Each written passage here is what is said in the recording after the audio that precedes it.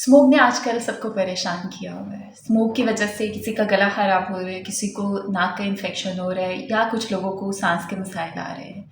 अब इस सारी सूरत हाल में एक जो बहुत ज़रूरी चीज़ है जो शायद इग्नोर भी हो जाती है और जिसको अनजाने में हम बहुत सारे मसाइल जो होते हैं उसकी वजह से बढ़ा लेते हैं, वो है मेंटल हेल्थ इश्यूज़। आज मैं इस वीडियो में आप लोगों के साथ बात करूँगी कि स्मोक और एंग्ज़ायटी का क्या रिलेशन है और जब ये दोनों कंडीशंस मिल जाती है तो उसकी वजह से किन किन मसाइल में से जो है वो किसी भी पेशेंट को गुजरना पड़ता है। अगर मैं एंग्ज़ायटी का जिक्र करूँ तो एंग्ज़ायटी में सबसे पहला सिम्टम आता है शॉर्टनेस ऑफ ब्रेथ, कि इन लोगों को सांस लेने में मुश्किल का सामना करना पड़ता है। अब जब आपकी एंग्ज़ायटी की वजह से ऑलरेडी आप शॉर्टनेस ऑफ ब्रेथ या सांस की दुश्वारी का शिकार होते हैं, आपका सांस जल्दी फूल जाता है, आपको घबराहट जल्दी होती है, आपको चेस्ट प्रेशर रहता है और वहीं पर अगर एडिशनली स्मोक की वजह से आपका गला इफ़ेक्ट हो जाता है या आपको सांस लेने में मुश्किल आती है, तो ऐसे लोग अक्सर एंग्ज़ायटी के साथ पैनिक कर जाते हैं या उनकी सिचुएशन हेल्थ एंग्ज़ायटी की तरफ जाना शुरू हो जाती है।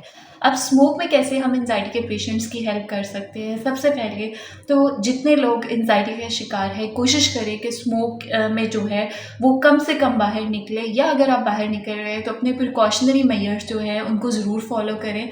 मास्क पहने, अगर पॉसिबल है घर में या ऑफिस में तो आप एयर प्योरीफायर जो है उसका इस्तेमाल करें। इसके साथ अपनी एंग्ज़ायटी को कंट्रोल रखें और एंग्ज़ायटी को कंट्रोल रखने के लिए अगर आप अपनी रिलैक्सेशन एक्सरसाइजेस करते हैं, अगर आप अपनी थॉट जर्नलिंग करते हैं, तो उसके साथ आपकी एंग्ज़ायटी जो है वो रेगुलेट होती है। उसके साथ जब आपकी एंग्ज़ायटी कम होगी तो आपके जो एनवायरमेंटल फैक्टर्स होते हैं वो आपको उतनी बुरी तरह मुतासिर नहीं करते। तो इसलिए जो लोग एंग्ज़ायटी का शिकार है, कोशिश करें कि स्मोक के दरमियान वो अपना ख़ास ख्याल रखें, अपनी एंग्ज़ायटी को कम करें ताकि वो एक बेहतर जो है और सेहतमंद ज़िंदगी जो है वो गुजार सकें। Thank you so much for watching this video.